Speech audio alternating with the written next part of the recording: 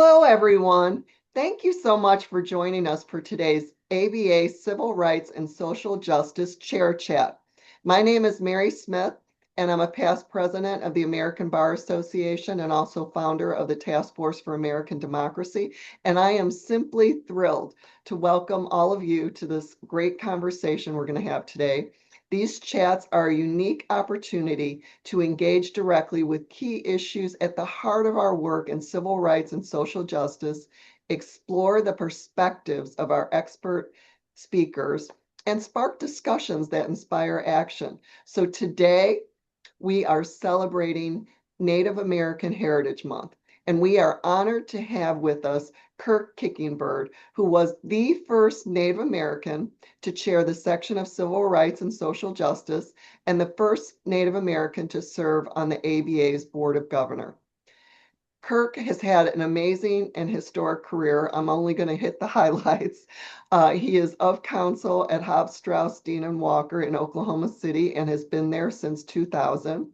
And in 1971, with Vin Deloria and Frank Duche, he created an Indian Law Research Center, the Institute for the Development of Indian Law.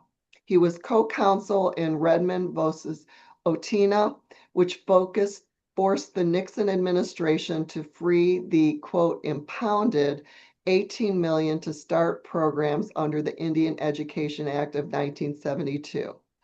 He advocated doubling the tribal land base through the return of stolen lands in his book, 100 Million Acres, which was published in 1973.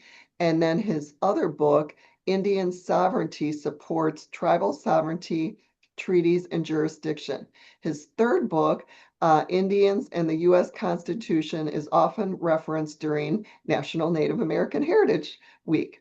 He served twice as president of the National Native American Bar Association, and he was admitted to practice in 1969. So it's obviously an amazing career. And so welcome, Kirk. So happy to be talking with you today. Good to see you again, Mary. We don't get together often. I don't travel as much or participate as much as I used to in many events. But if I did came to ABA events, I'm not sure you'd be there with all the travel you have. Well, let's just dive in. So tell us a little bit about yourself, Kirk. Where did you grow up and why did you decide to be a lawyer? I grew up, I'm in Oklahoma City right now, and I grew up 30 miles west of here in a town called El Reno. And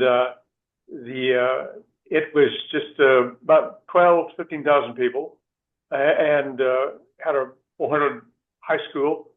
Size high school, and it was very, very advanced in terms of the interests of our superintendent or school superintendent principals. When Sputnik went up, we got special monies from Defense for education, so they put us in special science and math classes. And I was in fact drifting towards an interest in medicine. And in the sixth grade, as part of this unique teaching style our principal had, he had us do a court case, a criminal prosecution. Somebody had marked the gym floor with black rubber heels that they shouldn't have done. That was our focus. And they actually had us, there were 3 in defense, 3 on prosecution, and a jury made up of the rest of the class. And they had us actually try the case and make arguments. So we got the first case then, got into speech and debate in high school, and then when I got to college, looking at medicine, but I couldn't get my precipitate in chemistry class. Now, I'd been pretty good in chemistry in high school, and I was wondering, I just couldn't do it. I thought it was a sign.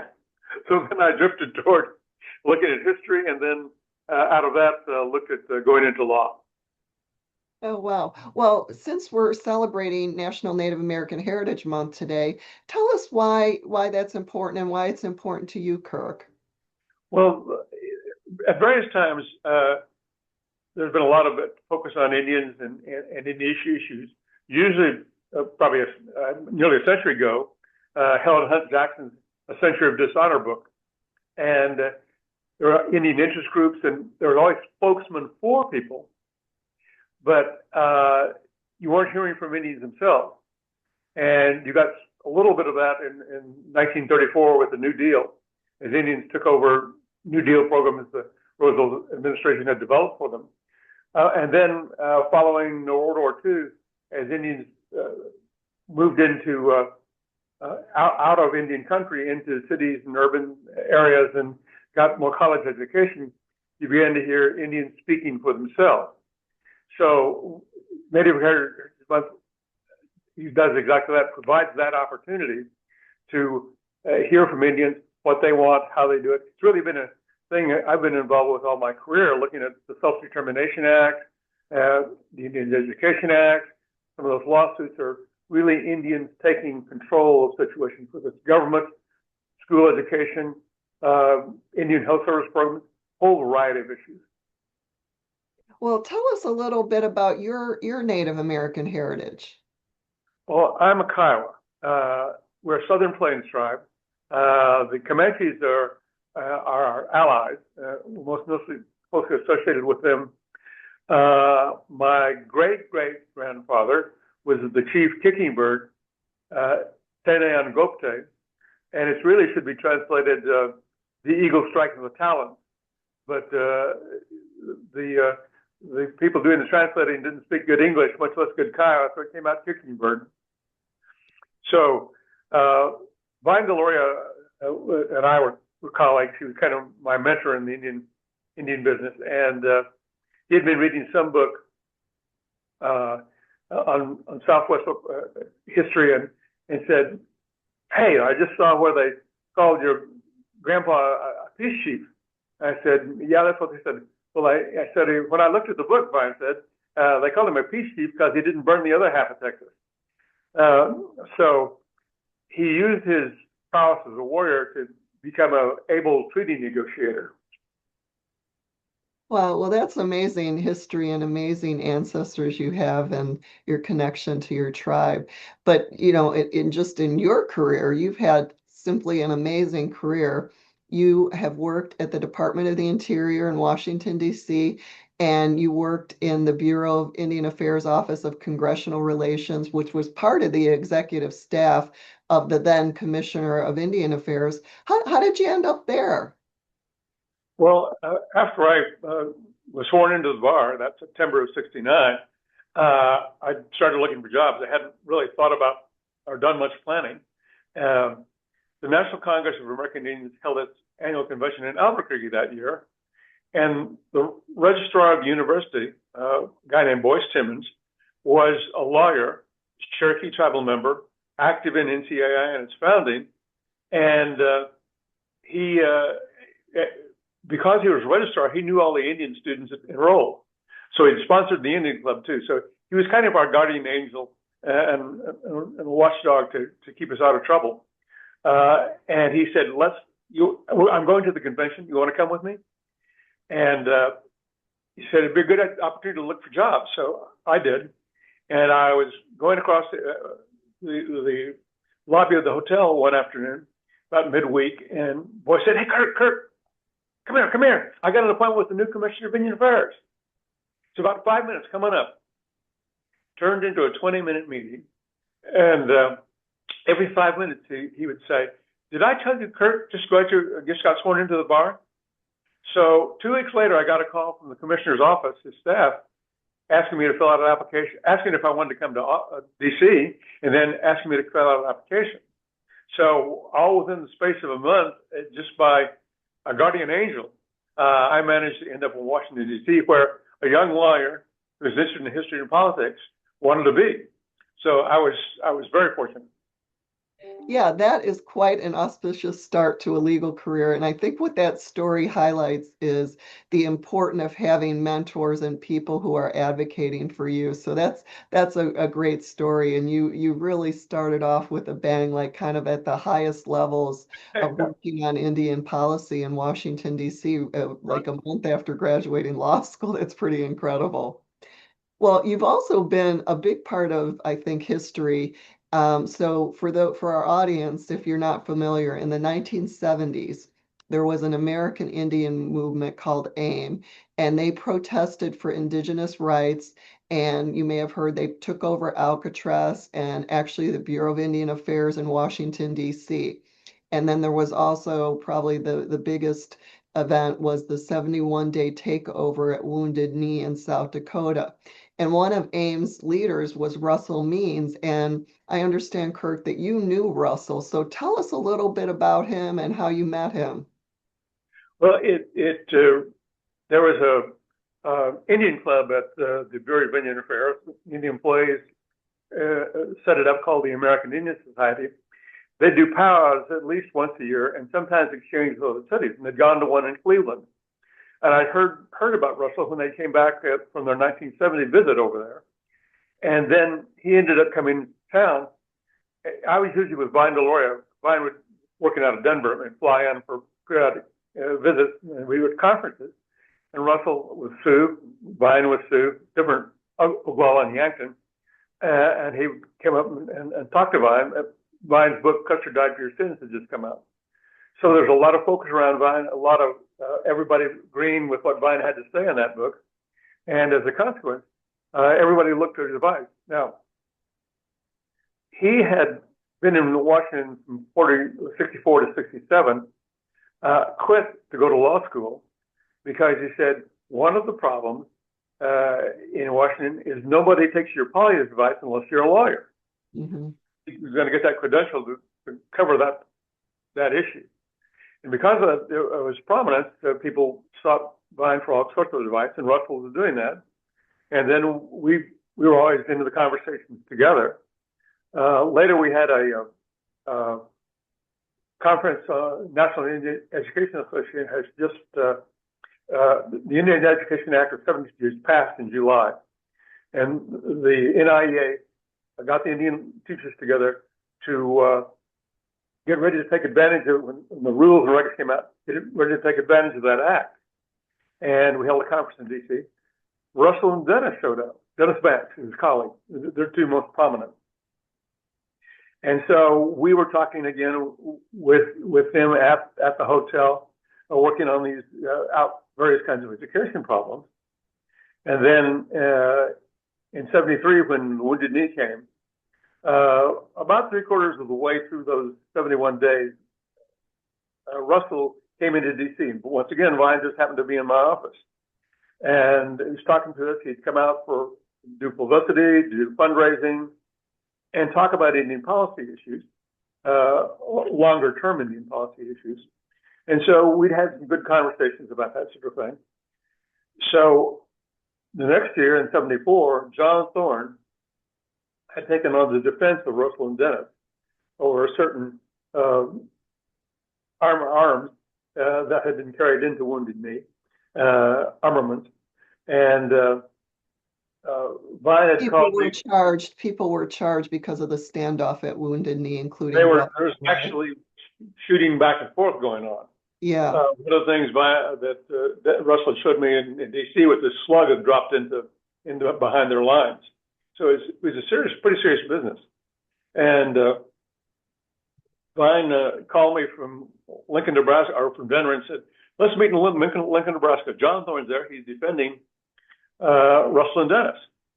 See what we can do to help." And I thought, I'd research some issues or do some blue book work on citations, and ended up there. We got to talk with Thorne. We'd just done a year's worth of work on a treaty series. Kapler's is about 6 inches thick, got everybody's treaties in it. We'd broken it down into regions of the country by groups and by tribes, so that we had about 18 different books tailored. And also, you didn't have to pay the $400 for the big Kaplers. You can pay $15 to us and get your treaties. So John Thorne, hearing that, decided I was going to testify on treaties for the defense in those Wounded Knee trials, and I did. Fortunately, the prosecution wasn't too interested, so I didn't embarrass myself or anything. I had a full command of it, even though I'd read the Sioux Treaty maybe 3 times. But out of that, Dennis and I I mean, Dustin Russell and I got to be good friends, or certainly felt like we were good friends on the same sides of issues. Well, that's amazing, Kirk. Like here you were just a few years out of law school and you're at the front lines because for our audience who might not realize, you might know about Martin Luther King and the civil rights movement. And they're actually around that same time, maybe a little bit later in the early 70s, was really a civil rights renaissance for American Indian issues. The American Indian Education Act, which you referenced, was passed. The Indian Civil Rights Act was passed in the late 1960s, and Kirk was like obviously very involved and very at the front lines and really is part of history. So that's amazing, Kirk. Well, during your stories, you're also talking about some organizations like the National Congress of American Indians, which is the largest Native American organization, and you mentioned some other Native organizations. Well, one that was also founded around the same time of this renaissance of Indian civil rights was the National Native American Bar Association. And you have had the distinction of being president twice. So tell us a little bit about the National Native American Bar Association and what were your priorities during both of your terms as president? Well, about the time I got out of law school, University of New Mexico was running a special program to encourage Indians to go to law school. And I think they graduated their first class 1 or 2 years after I got out of Oklahoma. And then others began to spring up. We didn't really know about each other. It was kind of like, you could count all the Indian lawyers in 1 or 2 hands, which you knew very hard about. So as we surfaced, and many of us surfaced in DC, but the others stayed around the country. I worked for OIO, Legal Services Organization, and they were just starting the Native American Rights Fund, and so it wasn't really that prominent. But John Eckhoff was out. So we flew to Denver in the fall of '71, it seems like, and got together to talk about starting the Native American Bar Association. Initially, I think we called it the Native American Lawyers Association, and it's morphed into several different names over the years. We felt the need to share our interests, problems, and concerns, and resources in Indian issues.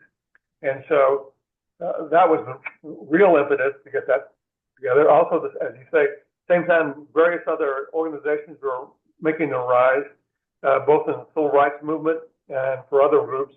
And we decided we needed to do the same to create our visibility, get our story out there, and encourage the research. Because in some ways, we certainly agree with Vine that if you're going to make a policy impact, you need to have an Indian lawyer involved.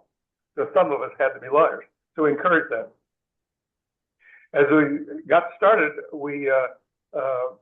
I've been invited to speak at an annual ABA meeting in '87 or '88 for the special judges. I hadn't had an ABA card since 1970. I've always been involved with the federal bar because that was where the Indian law focus of being in DC, and our new Native American bar.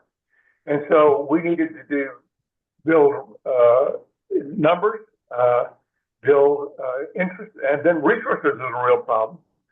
We had to raise funds every year to have a reception during the federal bar annual meeting. And we chose that because so many of us attended that meeting, and it was a convenient location, and it focused on Indian law. So it was a good time to have worked with some of the people to promote that. Then we ran into about '93. There was a Baltimore ABA meeting, must have been mid-year. Roberta Cooper Raymond was there. She met with us, encouraged us to get more involved in the ABA as well as develop that, and got encouragement and from ABA, the Commission on Minorities and Profession, Racial and Ethnic Justice. All of these kind of helped us, helped fund a directory, which we've never had, and got that out during my second term. So all this sort of building, and since that time, I start to say kids because most of them are a lot younger than I am. They have done very well in developing NAVA and in putting together resources and much more polished. And of course, there are many more Indian attorneys. Well, that's great. And I love the story too, because you got a lot of support from the American Bar Association as well when you were starting NABA in the early days. And you certainly have been a trailblazer in your career, but you also have been a trailblazer in the ABA. And you were the first Native American and the first, obviously, Native American male to be on the ABA Board of Governors. And I'm proud to share with you, I was the first Native American woman to be on the Board of Governors, but each of us have still only been the Native American on the ABA Board of Governors. So I hope we see more in the coming years to follow both of us. So what advice would you give to lawyers looking to get involved in the American Bar Association? Well, we had that focus. The Indian lawyers had to focus on the federal bar, but it needs to be much broader nowadays because what I just won, I was welcomed with open arms. We got that advice from Roberta, and the other sections. IRR was the place we kind of looked to at that time. That for our audience, that was the previous name of this section of civil rights and social justice. Then the general practice section got involved. John Clark took a lead in that from Dallas. John Clark from Dallas. And Sonreal, of course, was something Indians gravitated to because of the environmental and water resource issues involved there. So, and as I got more involved in the ABA, and it really wasn't until on the Board of Governors, the vast breadth of information available in terms of books, CLEs, publications, magazines, and the members ready and willing and able to help. Just took a phone call. So that sense of camaraderie, I think, really helped build opportunities. And I think all the minorities, CBAC, kind of pulled together during the same second half of the 90s and began to be more active too. So kind of built off each other in terms of building energy. Yeah, and I love that story too, that you were very much welcomed, and I think Native Americans are still welcomed at the American Bar Association. And I think what I'm taking from your involvement is to young lawyers and young Native American lawyers, just jump in. There's a lot of opportunities. The section of Civil Rights and Social Justice has a Native American Concerns Committee that does a lot of great work. They pass policies that they can then advocate in Congress. They have passed policies involving tribal courts, tribal sovereignty, the tribal provisions in the Violence Against Women Act, the UN declarations on the rights of Indigenous people. So there's lots, if you're very interested in doing Indian law and policy at the section of Civil Rights and Social Justice. So as we're wrapping up, I wanted to ask you some fun questions. So and you kind of alluded to this, maybe you're going to say a different answer. You said you were thinking about med school, but if I ask you today, if you weren't a lawyer, what career would you have chosen? I would have probably looked more at being a history professor, perhaps, because I was fascinated. High school history is pretty tame, and it gets really interesting when you get into college. You get a broader expanse of books and views, and so that some kind of policy element, I think, driving out of that history and poli-sci. That's neat. Well, for our audience who may not be as familiar with Native American history and culture, what are some myths about Native Americans that a lot of people have?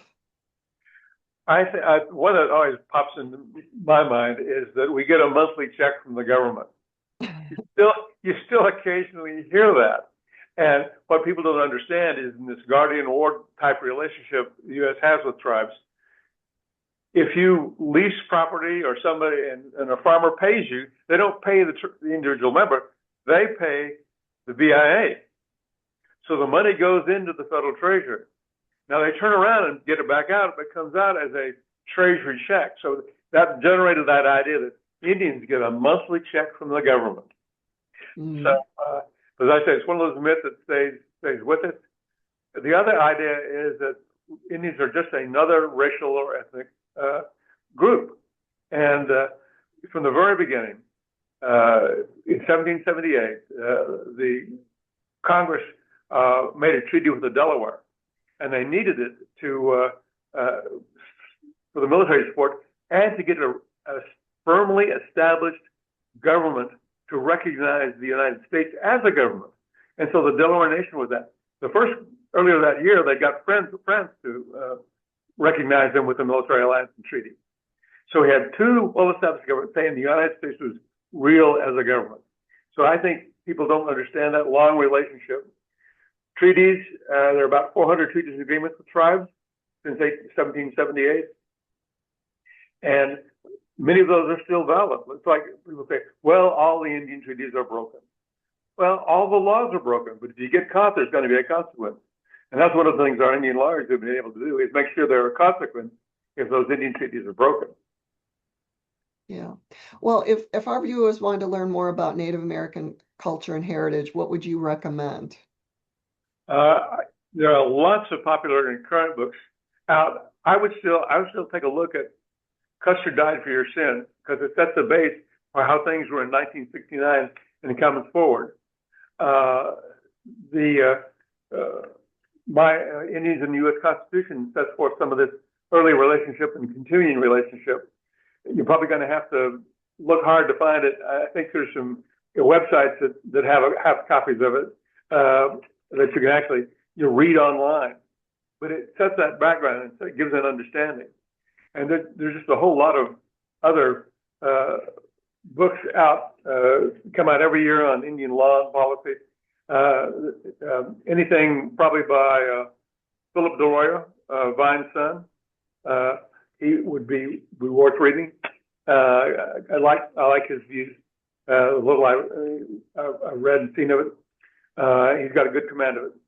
And just pay attention to the front pages, and then go ask questions of people like me or like Philip DeLoyer, or a university professor close by who teaches Indian law. That'll bring you to up to date on a lot of issues, and I think surprising. I think some of the kinds of arbitrary things we're seeing under the current administration are similar to the arbitrary things that had happened to Indians from 1890 through about 1934. And we found that, of course, as Indians, that it's more important to have more control over our own lives, pay more attention to issues, have a greater understanding of how education or health or a variety of other issues operate. It'll benefit us better than some quick decision by somebody in high authority who doesn't have all the answers, but thinks he has all the answers. Yeah, and those are some great recommendations. And I know for myself, I usually recommend some other things too. Like there's a great book, Bury My Heart at Wounded Knee, for a more modern novel and talk about urban Indians, is There by Tommy Orange, which won awards. And then, of course, if you're not into reading books but want to watch things, you can watch Reservoir Dogs on streaming. So there's lots of places if you want to learn more. And I always say, read some Supreme Court cases. Every term, the U.S. Supreme Court decides an Indian law case. Some of the first cases were the Cherokee cases by the first Justice Marshall. So there's a lot if you're interested. So final question for framework. So the only cases set the framework not only of Indian law but of U.S. law and the way the court proceeded and established itself. Yeah, definitely. So final question, and I'll give you a choice. Any final advice for our readers, or you can tell us the best advice you have been given? Well, I think from just a few minutes ago, the best advice I was given, Kirk, come with me to this meeting with the Commissioner of Indian Affairs.